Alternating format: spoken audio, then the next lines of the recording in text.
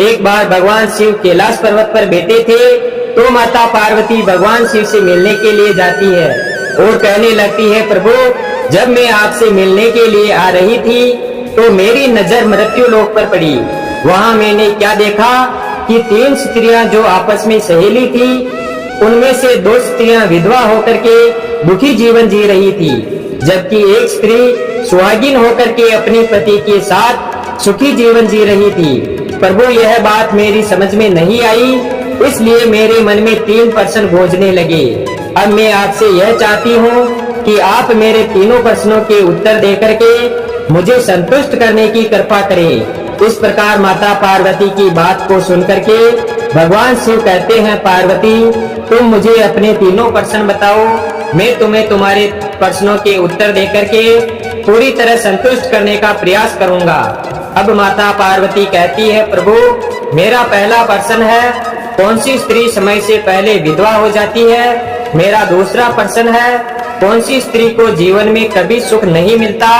और मेरा तीसरा प्रश्न है, कौन सी चीज ऐसी है जो एक पत्नी अपने पति को मांगने से भी नहीं देती। इस प्रकार माता पार्वती के प्रश्न सुनकर के भगवान शिव कहने लगे, पार्वती तुम जिन स्त्रियों की बात कर रही हो उनमें से 2 स्त्रियां विधवा होकर के अपना दुखी जीवन जी रही है और वहीं पर एक स्त्री सुहागिन होकर के अपने पति के साथ में अपना सुखी जीवन जी रही है।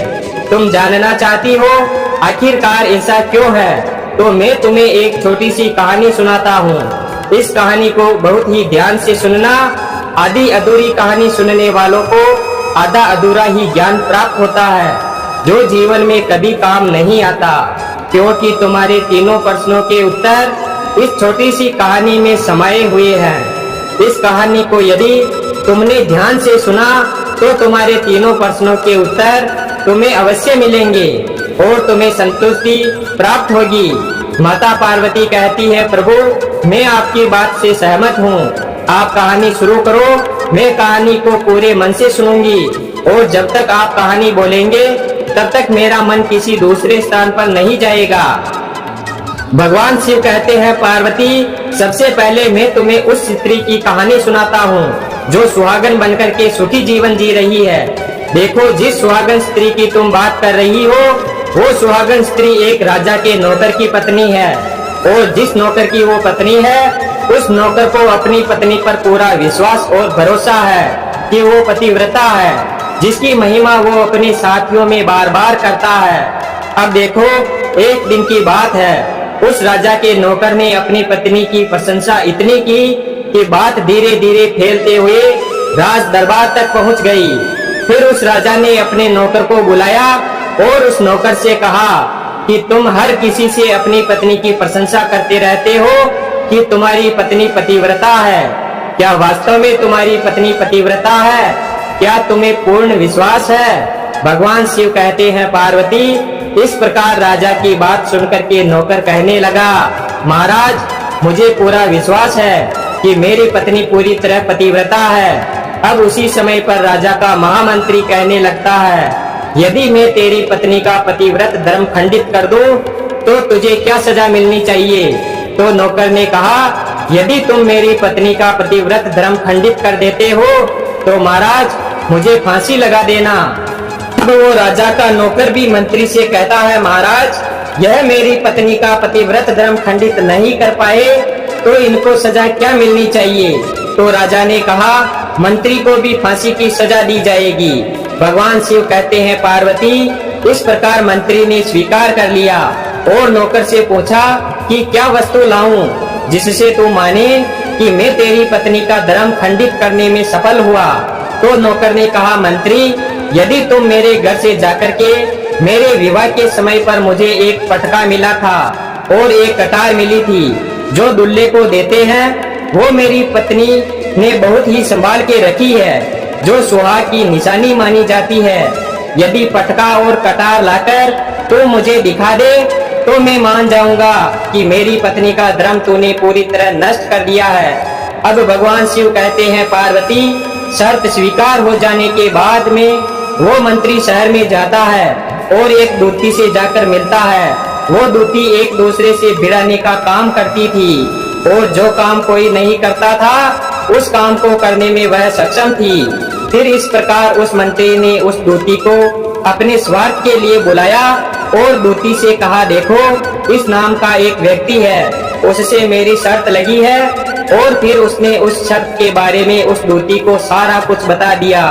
फिर वो उस दूती से कहने लगा कि तू कैसे भी करके उस स्त्री से मेरा संपर्क करवा दे, तुझे जितना धन चाहिए मैं उतना धन दूंगा। भगवान शिव कहते हैं, पार्वती इस प्रकार मंत्री की बात सुनकर के दूती कहने लगी, भाई तू उस औरत के बारे में बात मत कर, वह औरत पूरी तरह से पतिव्रता है, वो तेरी ओर देखेगी भी नहीं, तेरी शक्ल भी नहीं देखेगी, और उसके परिवार वाले भी खूंखार है, तेरी खाल उतार लेंगे। तो मंत्री कहने लगा, ठीक है, यदि तू मेरा उससे संपर्क नहीं करवा सकती है तो एक काम कर दे, उसके घर जाकर के पटका और कटार चुरा कर ला दे, और उसकी पत्नी के गुप्तांग के पास में यदि कोई चिन्ह हो तो वो चिन्ह भी मुझे देख करके बता दे, फिर मैं तुझे मोह मांगा इनाम दूंगा। भगवान शिव कहते हैं, पार्वती यह बात दूती की समझ में आ गई। उसने कहा, ठीक है, मैं तुम्हारा काम अवश्य करूंगी। नौकर शहर में रहता था। दूती नौकर के घर जाती है और उसकी पत्नी से जाकर बोलती है, बेटी मैं तेरे पति की बुआ हूँ, मैं कई वर्षों के बाद आई हूँ। तो उस स्त्री ने कहा, आओ बुआ जी, मैंने आपको पहले कभी देखा नहीं, इसलिए पहचान नहीं पाई। और इस प्रकार उस दूती को उस नौकर की पतिव्रता स्त्री ने बहुत बड़ा सम्मान दिया, मगर उसे क्या मालूम था कि यह उसके साथ में छल करने आई है। अब भगवान शिव कहते हैं, पार्वती इस प्रकार वो दूती उस पतिव्रता स्त्री के साथ में 2 दिन तक रुकी। जिस समय वो स्त्री स्नान करने लगी तो दूती उठ करके उस पतिव्रता स्त्री की कमर मलने लगी। उस पतिव्रता स्त्री ने बहुत मना किया, फिर भी वो दूती नहीं मानी और कहने लगी, मुझे तो बेटी से भी प्यारी लगती हो तुम, मना मत करो। काफी दिनों के बाद में मेरी तुम्हारी मुलाकात पहली बार हुई है। अब ऐसा कह करके वो दूती मुंह पर हाथ फेरने लगी। फिर आंखों को धोने के बहाने से उस दूती ने उस पतिव्रता स्त्री की आंखों में पानी मार दिया और उस स्त्री की आंखें बंद हो गई। इस प्रकार भुगतान के पास जांघ पर उस स्त्री के एक तिल था जो उस दूती ने देख लिया। बस उसका काम बन गया। उधर स्नान करने के बाद जब वो पतिव्रता स्त्री रसोई में खाना बनाने गई तो दूती को मौका मिल गया और उसने पटका और कटार उस नौकर के घर से चुरा लिए और वहां से चुपके से भाग गई और जाकर के दूती से वह पटका और कटार मंत्री को दे दिए और उस पतिव्रता स्त्री के जांघ पर तिल के निशान भी बता दिए। भगवान शिव कहते हैं, पार्वती फिर वो मंत्री पटका और कटार लेकर सीधा राजा के दरबार में पहुंचा और राजा से जाकर कहा, महाराज मैंने नौकर की पत्नी के पास में 2 दिन बिताए और यह पटका और कटार उसी के हाथों से लेकर आया हूँ। फिर तो राजा ने दरबार लगाया और नौकर को बुलाया तथा महामंत्री से सभा में पटका और कटार नौकर को दिखाने के लिए कहा। फिर राजा की आज्ञा पाकर मंत्री ने उस नौकर को पटका और कटार दिखाई और उसकी पत्नी की जांघ पर तिल भी बताया। तो नौकर मान गया कि वास्तव में आज मेरी पत्नी ने अपना पतिव्रत धर्म पूरी तरह से भंग करवा लिया।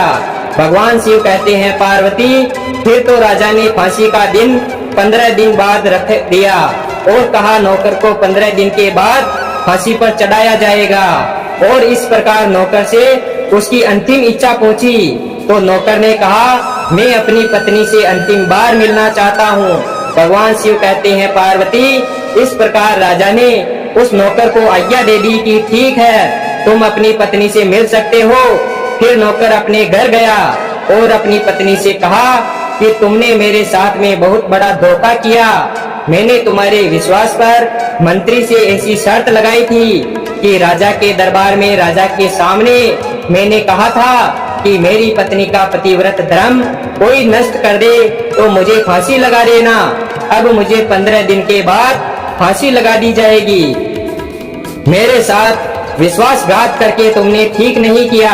भगवान शिव कहते हैं, पार्वती उस पतिव्रता स्त्री ने अपने नौकर पति को सारी बात बताई मगर उसे विश्वास नहीं हुआ और पुनः वो राजा के दरबार में पहुंच गया। फिर उसे कैद में डलवा दिया गया अब उधर नौकर की पतिव्रता पत्नी ने परमात्मा को याद किया और राजा के दरबार में गई और राजा से नाच दिखाने की आज्ञा मांगी।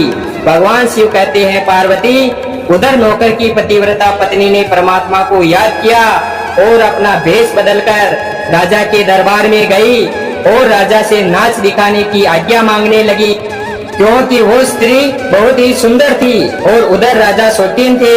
इसलिए राजा ने आज्ञा दे दी कि सभी मंत्री संतरी आदि उपस्थित होकर के इस सुंदरी का नाच करवाने की पूरी व्यवस्था करें। भगवान शिव कहते हैं पार्वती, फिर तो सब मंत्री महामंत्री राजा आदि दरबार में उपस्थित हुए। फिर उस नौकर की पत्नी ने जब नाचना शुरू किया तो राजा को उस स्त्री का नाच बहुत ही सुंदर लगा। फिर राजा ने कहा, तुम मुझसे क्या मांगना चाहती हो? तुम जो भी मांगोगी मैं तुम्हें वही दूंगा। भगवान शिव कहते हैं पार्वती, फिर उस नौकर की पतिव्रता स्त्री ने कहा, महाराज आपकी सभा में मेरा चोर है जिसने मेरे रुपए लिए थे मगर आज तक वापस नहीं दिए, उसे फांसी की सजा दे दीजिए।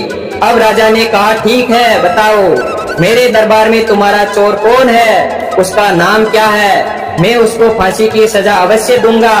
भगवान शिव कहते हैं पार्वती, फिर उस नौकर की पतिव्रता स्त्री ने कहा, महाराज आपका मंत्री मेरा चोर है, आप इसको फांसी की सजा दे दीजिए। अब उधर जैसे ही मंत्री ने सुना कि ये सुंदरी मुझे अपना चोर बता रही है तो मंत्री कहने लगा कि महाराज मैं कसम खाकर कहता हूँ कि मैंने इसका कभी कुछ नहीं चुराया, मैंने इसको कभी आज तक देखा ही नहीं, तो मैं इसकी चोरी कैसे कर सकता हूँ, मैंने आज तक इसकी शक्ल ही नहीं देखी है। अब भगवान शिव कहते हैं पार्वती, जैसे ही मंत्री ने कहा कि मैंने इस सुंदरी की शक्ल आज तक नहीं देखी है तो वो सुंदरी कहने लगी कि महाराज यदि यह मंत्री मुझे जानता नहीं है तो आप इससे ये पूछिए कि यह पटका और कटार कहाँ से लाया था। मैं उस नौकर की पत्नी हूँ जो आपके यहाँ नौकरी करता है और आप मेरे निर्दोष पति को फांसी पर चढ़ाने वाले हैं। अब मैं आपको पूरी कहानी सुनाती हूँ। ये जो आपका मंत्री है इसने मेरे पास में अपनी एक दूती को भेजकर मेरी जांग के तिल का पता लगाया और उसने ही यह पटका और कटार चुरा करके इसको लाकर दे दी। और आपके मंत्री के द्वारा भेजी गई दूती जब मेरे घर पर आई थी तो उसने मुझसे कहा कि वह मेरे पति की बुआ है, वो पहली बार आई थी इसलिए मैं उसको पहचान न सकी। और महाराज इस प्रकार मैंने उस स्त्री को अपने यहाँ पर बहुत बड़ा सम्मान दिया और अपने यहाँ पर ठहरने की व्यवस्था की। भगवान शिव कहते हैं पार्वती, इस प्रकार उस नौकर की पतिव्रता स्त्री की बात को सुन करके राजा ने दूती को बुलाया। फिर उस दूती ने राजा को सारी सच्चाई बताई। फिर राजा ने उस नौकर को छोड़ दिया और मंत्री को फांसी पर चढ़ा दिया। भगवान शिव कहते हैं पार्वती, इस प्रकार उस नौकर की पतिव्रता स्त्री ने अंत में राजा से कहा, महाराज मैं अपने पति से बहुत प्यार करती हूँ, मैं एक चरित्रवान स्त्री हूँ, कभी भी अपने पति का नाम तक अपने मुंह से नहीं लेती हूँ। अब भगवान शिव कहते हैं पार्वती, मेरी कहानी पूरी हुई, अब तुम अपने तीनों प्रश्नों के उत्तर सुनो। तुम्हारा पहला प्रश्न था कि कौन सी स्त्री समय से पहले विधवा हो जाती है। तो जो स्त्रियां अपने पति का नाम लेती है वो समय से पहले ही विधवा हो जाती है, क्योंकि पति का नाम लेने से पति की उम्र कम हो जाती है और समय से पहले ही उनके पति की मृत्यु हो जाती है। ऐसी स्त्रियां जो अपने पति का नाम लेती है वह समय से पहले ही विधवा होकर के एक दुखी जीवन जीती है। बस यही राज की बात है कि तुम जिन 3 सहेलियों की बातें कर रही थी उनमें से 2 विधवा थी और एक यह नौकर की पत्नी थी जो पतिव्रता स्त्री थी। यह पतिव्रता कभी भी अपने पति का नाम कभी भी अपने मुंह से नहीं लेती थी। उधर वो 2 स्त्रियां जो विधवा होकर के जीवन दुखी जी रही है वो हमेशा अपने पति का नाम लेकर ही बुलाती थी, जिसकी वजह से उनके पति की उम्र कम हुई और फिर वो दोनों स्त्रियां समय से पहले ही विधवा हो गई और आज वो दुखी जीवन जी रही है। इसलिए कभी भी स्त्री को अपने पति का नाम अपने मुंह से नहीं लेना चाहिए। अब तुम्हारा दूसरा प्रश्न था कि कौन सी स्त्री को जीवन में कभी भी सुख नहीं मिलता। तो समझ लो, जो स्त्रियां अपने पति की बिना अनुमति के किसी तीर्थ स्थान या उत्सव पर जाती है उनके जीवन में कभी सुख नहीं आता। ऐसी स्त्रियां जीवन में दुखी रहती है और उन्हें पति का कभी प्रेम नहीं मिलता। अब भगवान शिव कहते हैं, पार्वती तुम्हारा तीसरा प्रश्न था कि ऐसी कौन सी चीज है जो एक पत्नी अपने पति को मांगने से भी नहीं देती। तो समझ लो वो चीज गाली है। एक चरित्रवान स्त्री अपने पति को गाली नहीं दे सकती।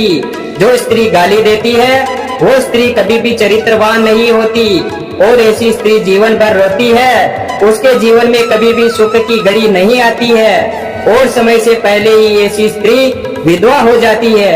इस प्रकार भगवान शिव के मुंह से सुनकर माता पार्वती तीनों प्रश्नों से संतुष्ट होकर कहती है, स्वामी वास्तव में जो स्त्री चरित्रवान होती है वो कभी दुखी जीवन नहीं जीती, क्योंकि ऐसे घर में लक्ष्मी का सदा वास होता है और वो घर धन धान्य से हमेशा भरा रहता है। ऐसी स्त्रियां हमेशा घर को स्वर्ग बना देती है। वीडियो अगर पसंद आया हो तो वीडियो को लाइक और हमारे सब्सक्राइब करें और अपने दोस्तों के साथ शेयर करें। धन्यवाद।